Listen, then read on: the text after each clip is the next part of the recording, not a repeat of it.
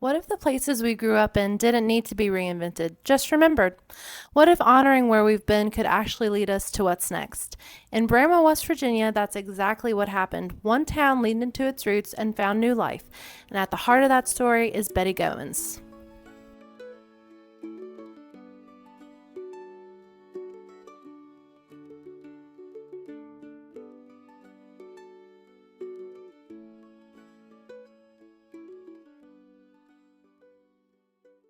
Betty Goins isn't the mayor. She's not a developer. She didn't have millions to spend.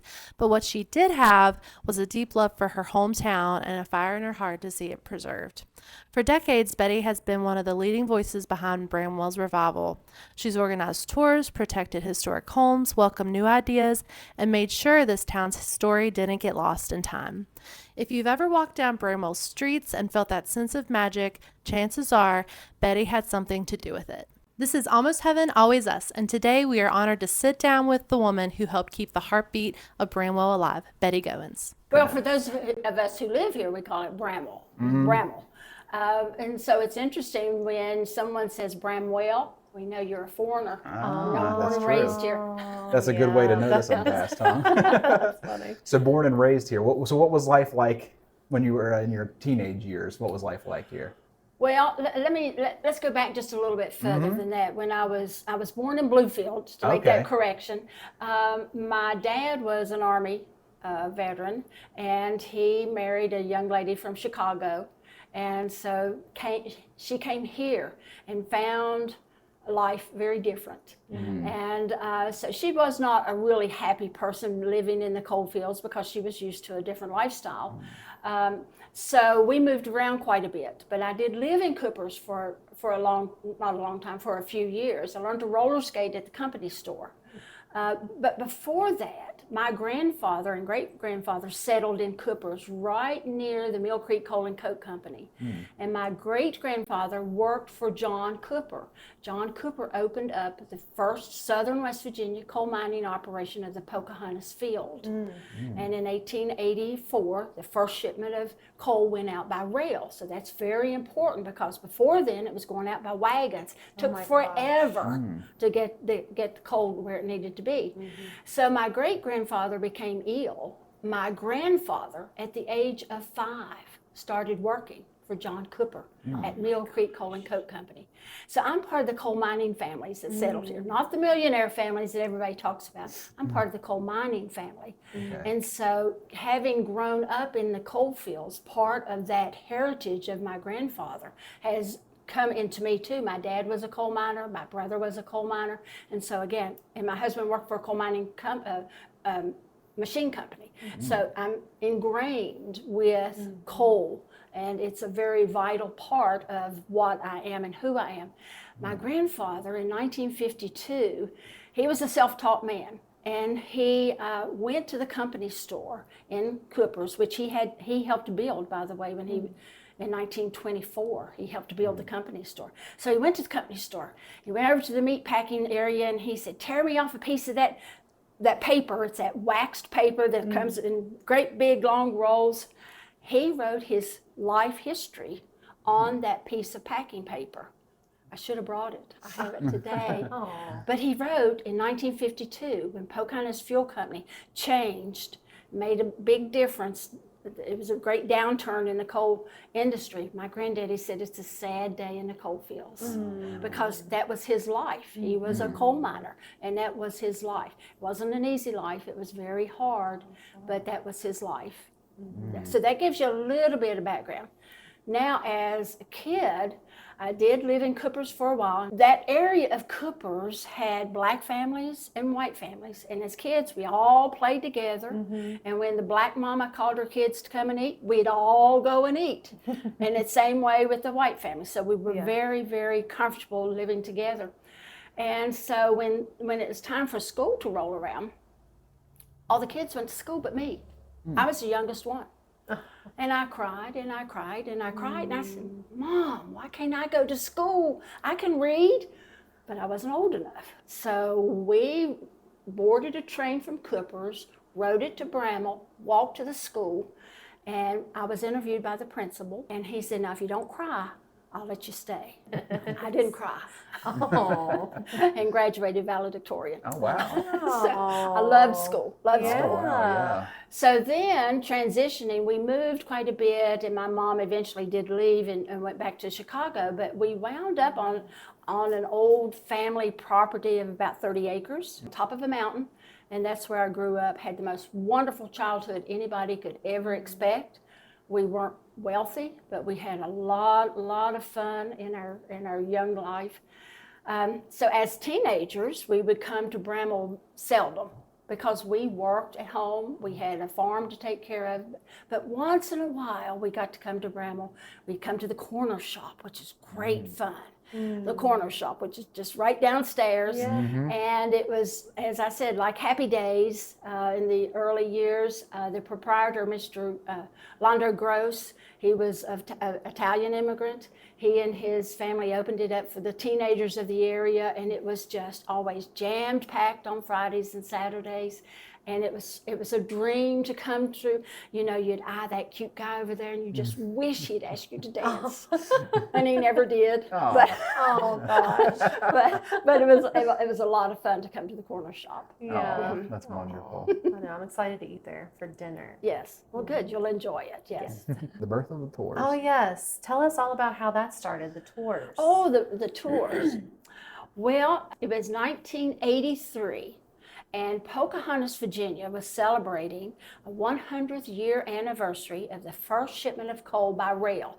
Well, all of a sudden, everybody in the area wanted to participate because the area was so connected to the coal and to the growth of everything. And so before long, everybody was thinking, the centennial, what are we going to do for the centennial? How are we going to participate?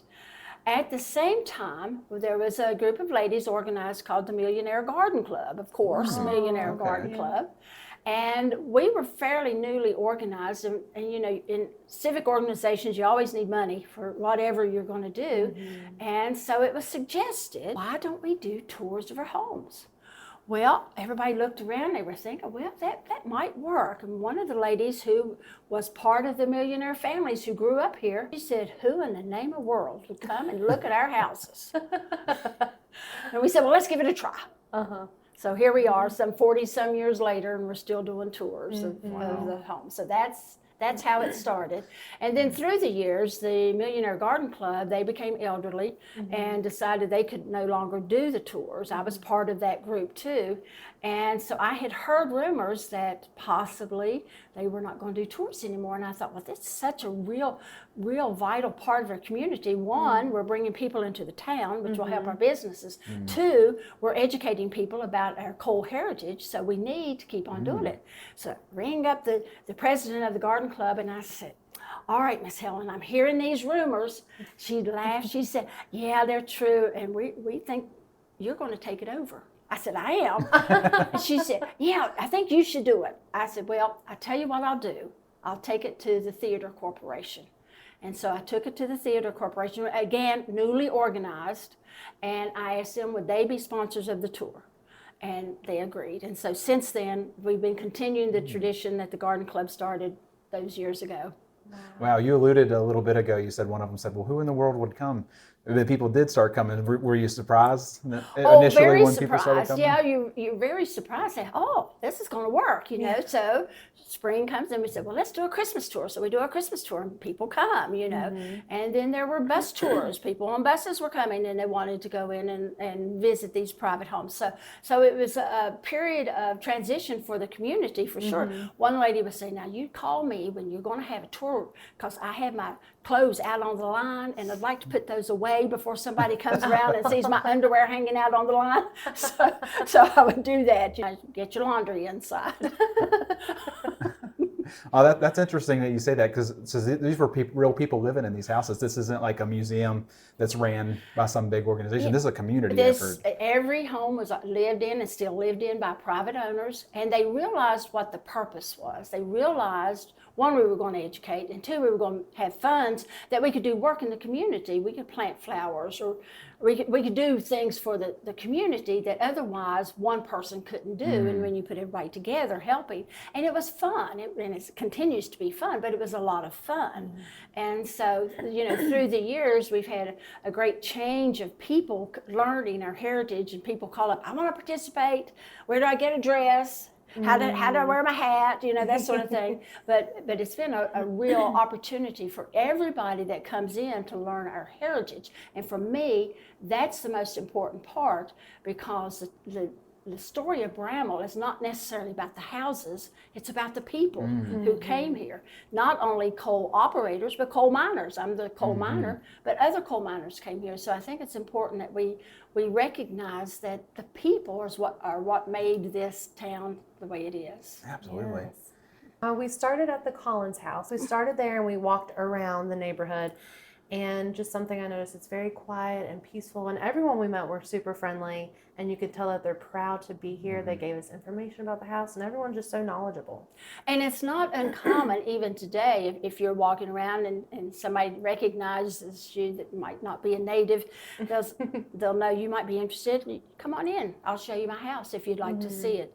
I had one lady, she was driving home, and she saw some people in her general area, and she said, I knew they were tourists. I just knew they were. She said, I stopped and I asked them where they were from. They were from Arizona. Oh my gosh. And she said, if you'll turn around and follow me, I'll take you to my house.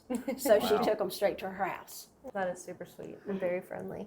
Being individual owners of the houses and everything, that's a lot of individual minds working. So to get everybody organized and kind of on the same page, I would think it takes somebody to kind of cast a vision there, a common vision that everybody can get behind and work together. Can you give us a little insight on how Well, you would think so, but at the same time, people like to share what they have and what they enjoy every day. So, for example, we'll say, okay, we're going to do a tour, let's say the second Saturday in December.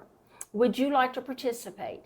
Some people can and some can't, and that's okay, because it's their own home. It's it's their private residence. Some people say, oh, absolutely, I love it, and others say, I just can't do it right now, or I'm going to be on vacation or whatever. So we always give the date and let them decide, because we certainly, as a group, the Theater Corporation, we do not want to intrude on anybody's privacy. And if they are wanting to open their homes, fine. If they can't this time, we'll ask again, and just continue to do that. And there's certainly a great deal of camaraderie between the property owners.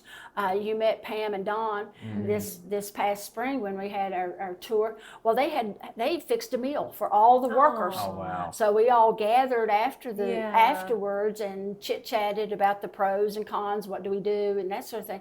So the people are very generous to want to share what they have, which makes our job as a theater corporation easier, because they see what we're doing. We replaced all the awnings on Main Street. We are now under contract to get the awnings for the corner shop done. We helped to get a grant for the Masonic Temple right next door, over $100,000. We repainted the dining car at the depot, $16,000, I think it was. We have donated to the town of Bramwell, but they were having some financial difficulties. We donated financially. We also donated to stabilize the town hall, one of the oldest buildings that did not burn in the fire. So we saw the need. We have to keep that building. And so people see what we do with the funds when we have any project. And this summer, we're doing all kinds of concerts. They're all free. We're paying for them, but they're all free for the general public. And so I think when people see that what we are doing is turning right back into the community, that makes them more responsive to help. Oh, yeah. Yeah, is the theater company, is that kind of the next evolution of what the garden club was? Yes, very, very much so. We have a very small board of about 9 people, but we're all focused about making Bramwell better. And so we stay very true to that, and we all have the same mantra as far as what we see that needs to be done. And so it's very easy to communicate with each other and do the work that needs to be done for the community. We decorate the entire town of Bramwell for Christmas, and Freeman and parts of Coopers. And that's a big job. And we have only our 9 board members, but we have the community coming out to help us. And they're carrying their ladders and their extension cords and everything else, trying to help. Again, we're such a teeny tiny town. We all know each other. Mostly everybody knows each other pretty well. And so when there is a project going on, everybody jumps in. Yeah. We also heard that the most popular tour is the winter one due to the Christmas lights. Yeah. That would be really pretty to see. Yeah, the Christmas tour, it has this great ambiance to it. You do feel like you've just stepped back in time. We put luminaries on the street. We have music everywhere. We have lights everywhere. And so it is a real opportunity for people. Many people have told us, this starts my Christmas holiday season when I come to Bramwell, because I get into the spirit of the season and not be so rushed about anything, just taking their time and enjoying what's happening in our little tiny town. It's wonderful that people come out for it. I wonder, back in the day when you all were wondering, will people actually come when we do this? And you probably got to speak to some of the people who visited the town. What do you think brought them here, and how did they hear about it and want to come here? Well, in those first years, WVVA television, they went through all of the small communities and did a 30-minute segment. This was for the centennial, the 1983 centennial. And so they were showcasing how the small towns had progressed from 1883 to 1983. And so that sparked an interest to a lot of people, local people, who really had no concept of the historical value of the coalfields of this region. And so the Bramwell segment was recalled many, many times. It was one that people really enjoyed seeing because some of the children of the coal operators were interviewed. So that's, that really piqued people's interest. And so since that time, when we do a tour, I'm always at the church and I do a slide presentation. So I see everybody at one time. And I always ask, have you ever been to Bramwell on a tour? And without any exaggeration, 75 to maybe 80% of people have never been to a tour. And that includes local people, even today, which is amazing to me because, here we've been established for so long as far as tours are concerned, and you have so many people say, I've never been, I've always wanted to come, but I haven't been. So you said back in the early days in the Garden Club, one of the ladies was a descendant of the Millionaires, and then you, of course, being a descendant of the coal miners. Yeah. And I'm just curious, so do you think a lot of the people that are here today are a lot of those descendants, and is there other people that came just because they appreciated the historic aspect? Well, most of us old timers, which includes me, most of us there are not as many as there used to be. So we have a lot of new people moving into the community, which I love. I really love, because to me, the younger people bring a new perspective and new life, and that's why I want to educate them about the history that they've moved into. And some have really, really embraced the stories and done more research. And so I want the younger families that are moving in to appreciate, again, that quietness that you've already experienced, but I want them to learn the history because it's invaluable. It's not taught in West Virginia history books very much. There's a little blurb, just a little tiny blurb. But again, it's about the people that came here, not necessarily these big, wonderful, beautiful homes set in the coalfields, but it's about the people. Yeah.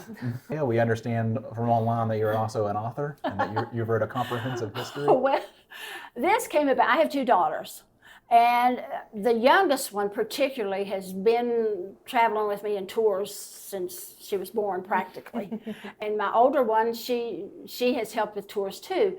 And so one day we were home sitting on a porch and we were talking about stuff, and one of the girls said, "Mom, you've got to write this stuff down." I said, "I do." She said, "Yeah, because you've got all this stuff in your brain and we don't know it." Yeah. So I wrote the book for them. And literally, I sat at the computer and wrote it. I just wrote it out as I remembered it. And so both of them have been very responsive for me to get that published so that other people can enjoy it too. And it was just a matter of if you would come to Bramwell and there was no one like me to walk you around town and give you the history, you could pick up that book of mine and you could see the pictures that I took, read the history, and get a real sense of what life might have been like in the early 1900s. I'm really pleased that I was able to do that because it was a work of love, and I hope people will learn a little bit more about our heritage here in Bramwell. Heritage and history is obviously very important to you. I like what you said earlier, because I've had a similar thought where you said, you love that people want to come here, and also then you're encouraged when they do come here to kind of bring them into the fold, kind of do some assimilation. We've been involved in some assimilation at our church, for example. In Morgantown, we get a whole bunch of people from out of state that come in too. So we try to do similar. They'll ask us about kind of West Virginia in general, and we focus on assimilation a little bit. And I've always wondered the same thing, for the state at large. Like, we want people to come in and finding that balance. When we interviewed other people in other counties, finding that balance of respecting the people who've always lived there their whole life, but also bringing in new people and how to get them all on the same page. But I think a lot of it's probably that hyper local, and which it seems like you really nailed down.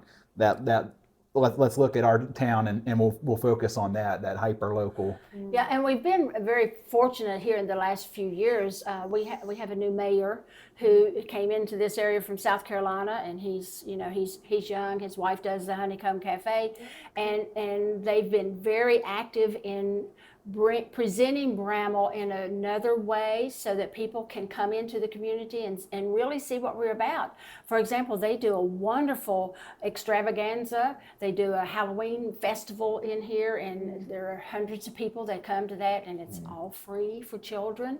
So, they are looking at ideas that they're interested in, and I embrace that because, again, we can only grow if we embrace each other and learn from each other.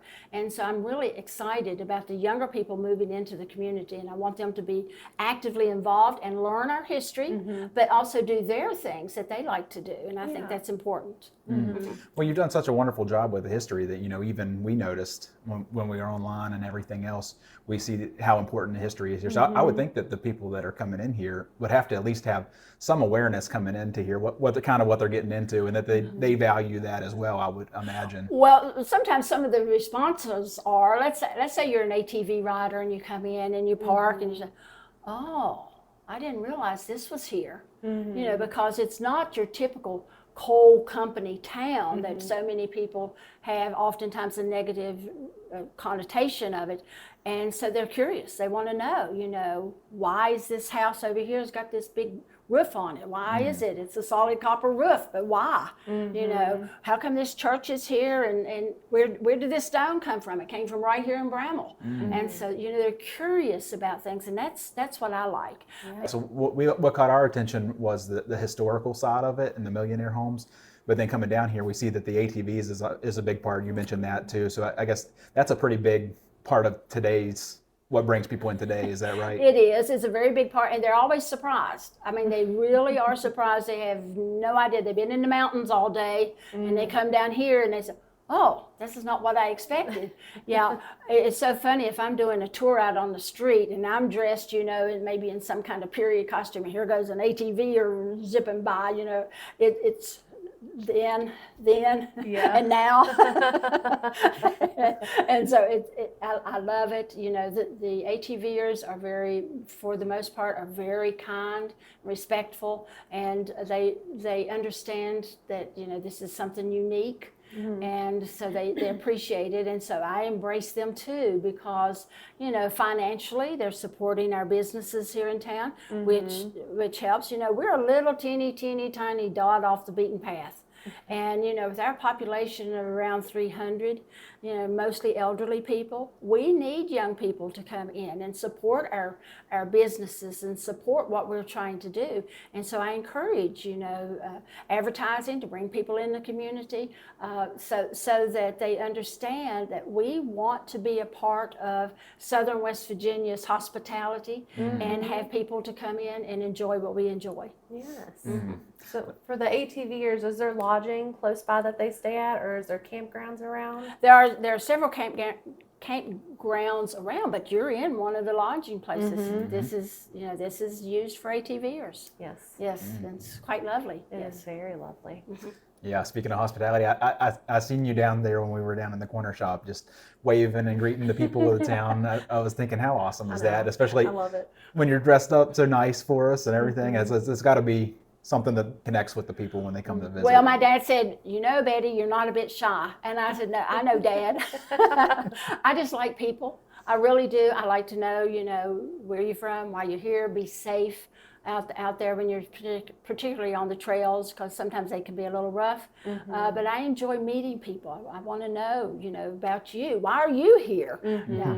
And we do have another book, I call it the picture book. Have you seen it? I don't think that one. Oh, well, you'll have to look at that. It's a picture book, and it was done by a professional photographer, Hal Brainerd, and he came and took pictures inside many of the homes that are not open for public tour particularly, and so that gave people an opportunity to look at those.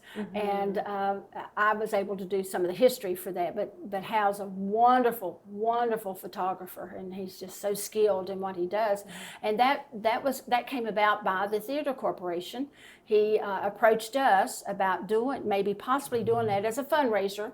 And so, yes, we have books for sale. They're down at the corner shop and maybe at the depot, but it's another little way of getting the message out. If people can't read a whole lot, they can look at the pictures and they can see, what we're all about. Yeah, Oh, that'd be wonderful. Yeah, wonderful. You mentioned that you're trying to get the younger people more involved. I understand you kind of attempted to retire back in 2018. Yeah, that's a big joke, isn't it? Well, as I've said earlier, I saw the need for younger people to learn to do what I do. What I do comes naturally to me. And so I saw that we needed to get other people to learn to do it too, because heaven forbid, if I got sick or something, and we had a big tour group coming and I couldn't do it, we would need somebody to step in. And it was accepted, but at the same time, right afterwards, we had a tour scheduled, and so they came crying, please, can you do the tour for us? So here I am, 6 years later, I'm still doing the tours. And it's not that I don't want to do the tours. I just want younger people to step in and do it the way they want to do it. And I tell them, I said, you don't do it the way I do it, you do it the way you do it. And because I have coal mining heritage, that is not a negative for you if you don't have coal mining heritage. You tell the story the way you see it. And I'm really adamant to always tell what's true rather than to make up stories. For example, the story of the wheelbarrow being pushed up Main Street, wheelbarrow full of money. Do you know that story? We've heard that story, yeah. Okay. So wheelbarrow on payroll day would be taken to the bank. Henry Wade, the custodian, take the wheelbarrow. John Perry, the head cashier, they'd fill that wheelbarrow up with money, and they'd push it all the way up the street to an armored car, where it'd be put on the tracks, made payroll. Okay, so, I'm questioning, does that really happen? So one of the older ladies living here at the time, I went to her, and I said, now, Miss Golding, did that really happen? And that's the way I said it. And she said, oh, yes, my dear. It happened regularly. But she said, Mr. Perry, he sort of liked to gossip. So he would stop along the way and visit with people out on the street. Well, there's a wheelbarrow full of money at his feet. So I like the stories to be true. Oh, yeah. I like for them to be positive, too. I don't care about the skeletons in the closet. We all have those. I want the positive stories that are full of energy and are truthful, so that people get a real sense about the people living here. Because to me, it's important that they understand these are families. Everybody has heartaches and sadness and joys and triumphs. And so I like to focus on the joys and triumphs and understand the families in that regard. I had a fellow one time tell me, I asked him, I said, okay, let me ask you about the labor strife. This was back in the 1920s. And he said, well, there was a big union meeting in Bramwell. He said, but let me tell you, he said, my family was coal miners. And one of the operators, he lived down at the end of the street, had a big circle round porch. And he said he'd be out on a hot summery day drinking a cold beer. And if he saw a coal miner, it didn't matter. Come on up, son, and have one with me. So that makes you understand. There was labor strife, but right here in Bramwell, it was a little different because most of these coal millionaires, these coal operators, they worked in the mines first. They knew what it was like to work in the coal mines. And so they were very caring and sympathetic to the men that they had working for them. I'm so glad the wheelbarrow story was true. I was afraid that when you was going there, I know, I I was thought like, you was oh, going to it's say it not didn't happen because I really enjoyed that one. Yeah. That's It's a so funny one. unique, you know. Yeah, absolutely. And I wanted to verify it. So we briefly just walked by the depot. So there's like books and things in there that you can pick up for sale? Yes. Oh, okay. And there's a small museum as well. Okay. Some of the local people have donated things for people to look at. The picture of Okay. Henry Wade, the custodian, his Yeah. picture's there. And in the late 60s, Bramwell had an event called the Bramwell Street Fair. And the Bramwell Street Fair started out by the Bramwell Kiwanis Club. And Bramwell Kiwanis Club was trying to figure out a way to raise money, as you know, all civic groups want to do. And so they decided they would have a three-day festival. This was 67, I think it was, 1967. And they brought in a huge truck of watermelons and gave them out to everybody, and everybody had so much fun. So the next year they had another 3-day event. And it was way more successful. So they decided, let's do a full week. And they would block off Main Street Bramwell, and they would have country music artists and gospel artists to come into Bramwell. And they had people like Dolly Parton, Porter Wagner, my Loretta gosh. Lynn, Conway Twitty, Little Jimmy Dickens, all these very famous at that time musicians coming into Bramwell. And there would be standing room only on Main Street. It would be packed, but it was a week-long event and very extremely popular to all the area. It got so popular, as a matter of fact, that the West Virginia State Fair organization would call here, who do you have booked?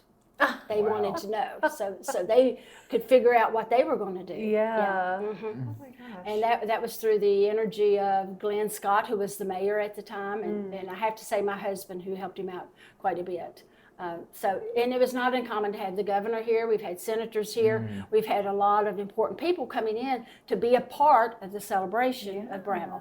So the other apartment, are you in Millionaire's Row, I think? The other apartment is Street Fair. Okay, Oh, that explains it. Yes. Yep. I noticed that, but I didn't know why. I was wondering that too. And it is Street Fair. Oh, So that's she has really pictures there from the Street Fair. Well, you know, the history and I think the heritage comes very natural to you, it seems like. We may have people from all over the state watching.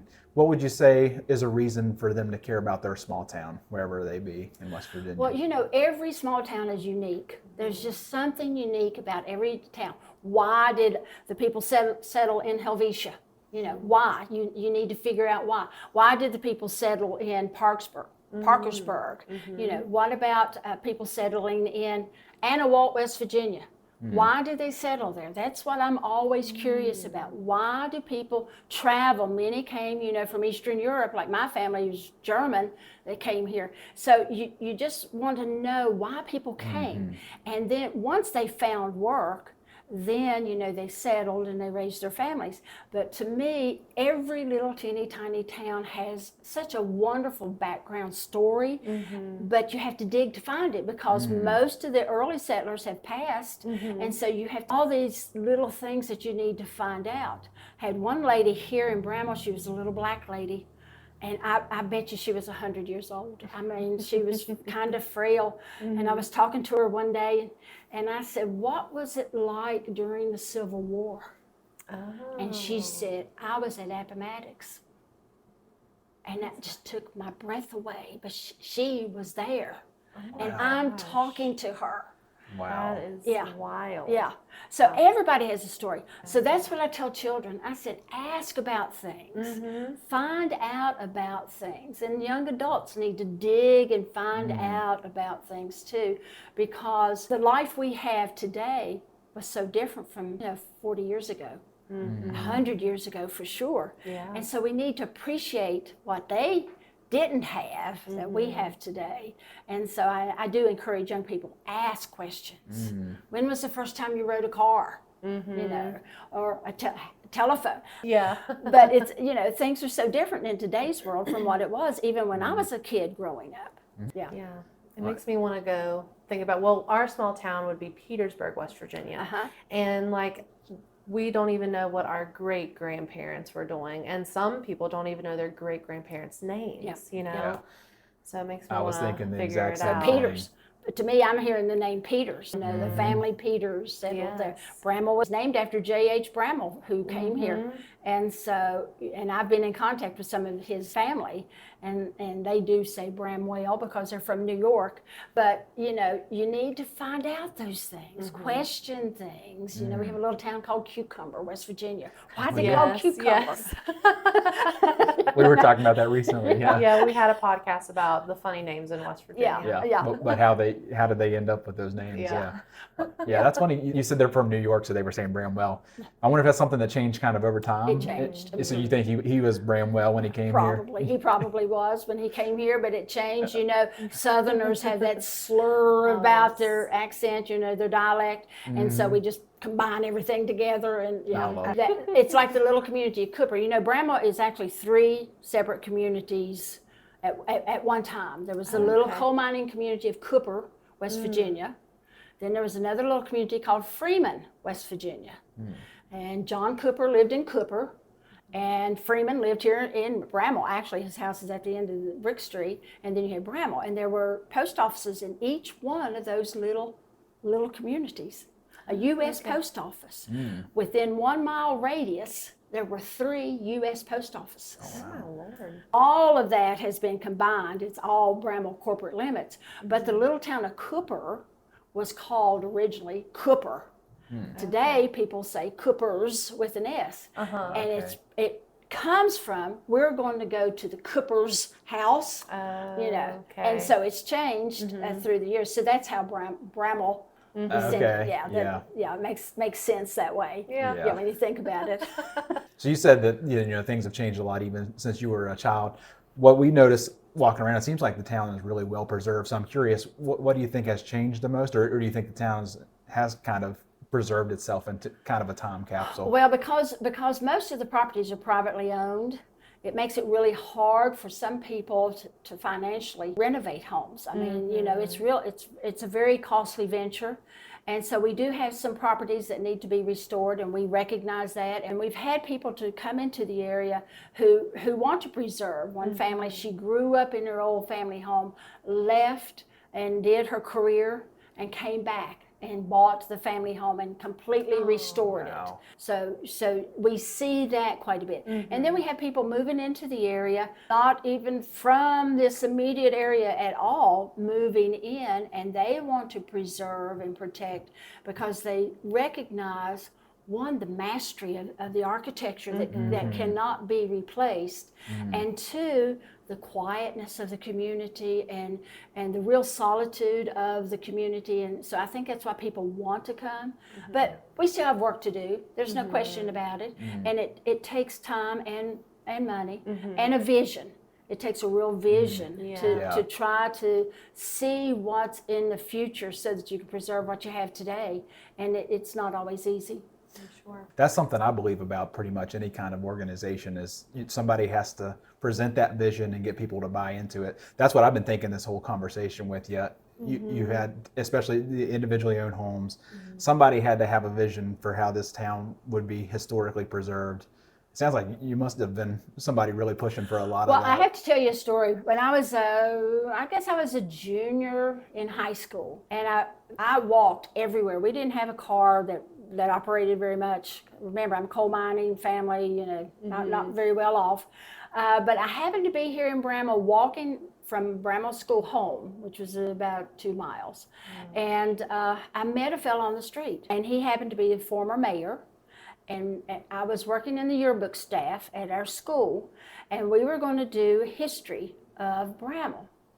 And we had a principal then, his name was D.W. McCormick, and he was very, very much into preserving our history, and he was a very staunch provider of information. And so we had worked really hard in this yearbook group trying to put together some history. And so I had that in my mind as I was walking home, and I met up with this fellow, and he happened to be a state senator. And I asked him, I said, would there be chance any brochure about the town of Bramwell? He said, what do you mean? I said, well, something to do the history of the town. He said, no, no one would want it. And I said, are you sure? I said, I feel like there would be interest. He said, well, I might look into it. But he never did. So for me, that sparked when I was about 16 years old. I've always been interested in the history. I'm interested in history, period. But the history of Bramwell to me was very unique. And I wanted to, I wanted to know, what was that big Bank of Bramwell doing right there? What was that? Why was that here? And I've always had a real interest in the history. And sometimes people, when you say history, they say, oh no, all those dates and all that stuff. And I said, no, you have to look at it about the people and what's happening. I said, if you connect to one person on a historical story, it will come to life to you. And then you will connect with that whole story and it will become real to you. Absolutely, because a lot of times our eyes will glaze over a little bit. We see a date and a fact, but these were real people, real stories, and they laid the foundation. And they're just like you and me. I mean, they were people. They had heartaches and everything, just like we do. And we have to look at that as they are people. And once we get beyond, like you say, that glazed over look when you say history, then it comes to life. And that's what I hope about the town of Bramwell, that people understand that there is life here. We enjoy our heritage. Some people don't like the fact that we're called the home of the millionaires, because one lady told me, she says, well, when I have a contractor come to my house, he thinks I'm a millionaire and he's going to charge me double. And I said, that's not true. That's not true. And she said, yeah, but we say we're the home of the millionaires. And I said, but that's just a logo from the local school. So it's just a name. Yeah. And it doesn't translate into wealth. It just means that we came from this area where there were coal operators, as many as 19 living in the town. And there was more money on deposit at the Bank of Bramwell than anywhere else in the U.S. at the turn of the century. Wow! Yeah. And so that's true. All of that's true. Yeah. But I say, somebody will ask me, they'll say, "Are there any millionaires live in Bramwell?" And I say, "Yeah, right here in our hearts." Oh, yeah. I love that. I love that. So we passed a school on the way here, so it's being restored into something else, right? Okay, the long one was the Bramwell High School. Yes. And that included the elementary building and the high school, and now it's privately owned. Okay. And he is hoping to take down the old elementary building and just maintain the high school. Okay. He's hoping. Again, funding is always an issue. He also owns the Bluestone School, which is back this way, headed toward Princeton. And it was built for the black students. And he owns that property, and he has renamed it Liberty Station. And he wants to make it an ATV stop off where he will have a bar and grill, music, and that sort of thing. Yeah. That would be really good for the ATV business. Yeah, it would be really good. Yes. And he has received some funding to get work on that property, but right now he's been working on a movie. There has been a new movie that's been put together, and they utilized Bramwell High School. They went in and redid the gymnasium and put in all the old Bramwell trophies and pictures and artifacts. And the movie is called The Game. And the game is about a bunch of old men who played basketball when they were kids. And they get around, they talk about, boy, did we have fun playing basketball. And competition between all these different schools. Well, all the schools have closed. And so what they've done, they're coming back one more time for a game. And so they may wear a jersey that says Bramwell Millionaires, or it might be Oakville Owls, or Spanisburg, whatever they were. Yeah. Wildcats or whatever. And so all these old men and the old cheerleaders, they're all coming together for one more game. And like it's that. been filmed at the school and in southern West Virginia. They needed, I think they needed an old-fashioned bar scene, so I think they did that in Oak Hill. Okay. So they've just been traveling around in Yeah. southern West Oh, that's really Virginia cool. trying to do this movie. Well, we have to see that. You'll have to Oh my see gosh. it. Yeah, definitely. We'll have And to note that down. Scott Martin is the producer and the star, and he's been in some movies. So something's always going on. Yes. You know, again, we're this little teeny tiny dot, but we're excited about doing things. We have a lot of people who are very innovative, and so we want to embrace what they want to do. And so we're really excited. Always do something new and exciting. They closed off this main street right down here and had little cars, automated cars, yeah. racing up and down the street about 2 weeks ago, Yeah. which was a hoot. Oh you my know. gosh, I'm sure. So we're always trying to look for new ways to bring people into the town, and while they're here, we can sneak and tell them a little bit about our history. There you go. Yeah. When did the ATVs become a big thing? Well, about 10 years ago, Mercer County actually was the last county in this area to get on board with the Hatfield-McCoy Trail. I don't know for what reason, but once they began coming into the area and making trails through the area, people started coming in, and they've been from every state in the union. People have been here studying.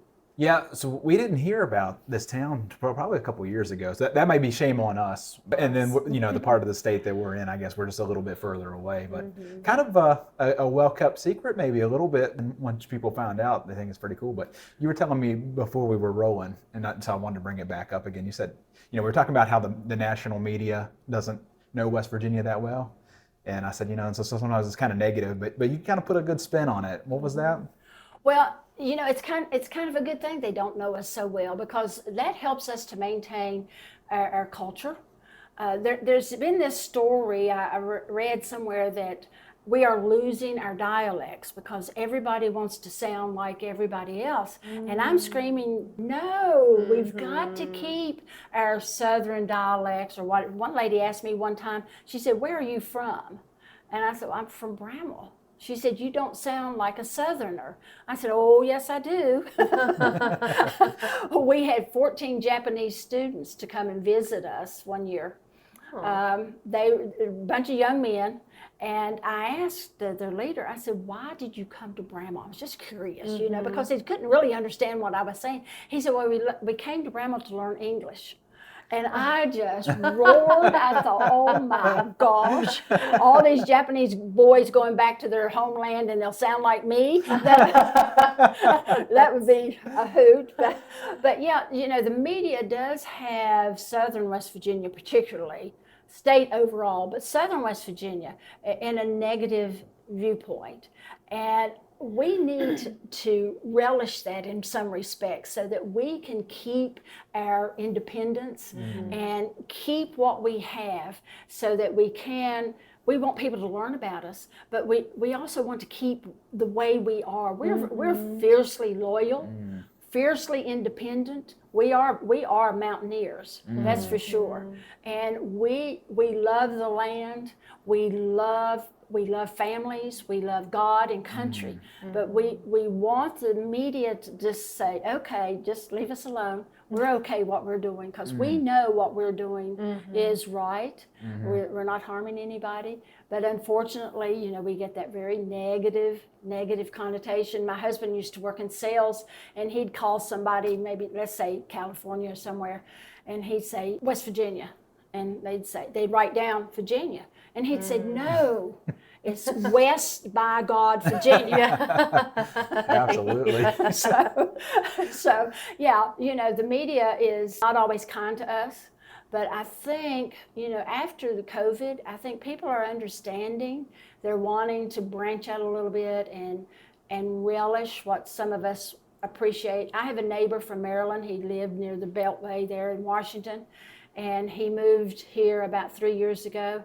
He said, "I cannot believe how quiet, restful." He said, "I don't have to fight traffic anywhere." He said, "I love it." He said, I absolutely love it. And then his mother came to visit, and she was sitting outside, and she said, you've got trees all around you. And I said, yeah, we do. People are really desiring a quiet life right now. Like I hear people say that all the time. Yeah. And this just seems like such a good place for that. It Like while is. we were walking, I'm like, oh my gosh, you're not hearing cars or ambulances or just, yelling. Especially since we didn't have our 4 kids with us. So That's a big part of that was the yelling part. We didn't have our kids. Well, I had an aunt come and stay with us. This has been a few years ago, and I said she was from the Cleveland area of Ohio, and so the next morning I said, "Well, how did you sleep?"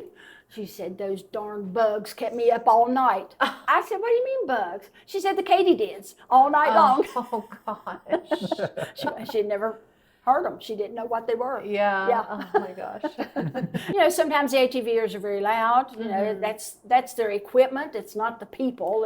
It's the equipment. If they can figure out a way to make those ATVers be a little bit quieter, that would be wonderful. But again, the people are always very nice, and I love talking to them, finding out why they're here, and watch out for bears on the trail and that sort of thing. Oh gosh. How do you see that many bears around here? They're roaming around, yes, even as we speak. Yeah. Oh gosh. We've talked a lot about the history. What do you think the future holds, or what do you hope for the future of Bramwell? Well, I hope the newer people that move into the area appreciate what our history is about. History is important, but it's not everything. You can base whatever you're doing on the history and move forward. So I don't want us to be stuck in a time capsule, so to speak. If somebody wants to put a modern kitchen in their antique house, that's wonderful. But I want the younger families moving in to appreciate the people who came here before them, to lay the groundwork of the community, and to keep the community at a pace that moves along with the rest of the world, but maybe at a little slower pace. We don't have to be, just rushing. There's no question about that. We want to be a part of what's happening in the world, and we want to know what's happening in the world. But we have a little teeny tiny place here where we find solitude and peace, and we want to share that when people come in the community. And when young families come in, we want them to feel safe. We want them to understand the heritage that they've moved into, but I personally embrace them with their new attitudes and what they want, so that it can be harmonious for everybody. Yes, we have, and we really appreciate you. This has been wonderful. Do you have any final questions? Just some. What is the closing thought? And just really any message you want to put out there? Oh, well, come to Bramwell, visit us. That would be a Absolutely. wonderful message. I think you would be delightfully surprised if you came in and learned what we're all about. I think you would have a better understanding of what the coal industry was about in the early 1900s. It was a very difficult career for many people, and it was very hard on all the families, not only the breadwinner of the family, but the mothers and grandchildren, everybody. It was a hard life. But America was founded on the men and women of this area.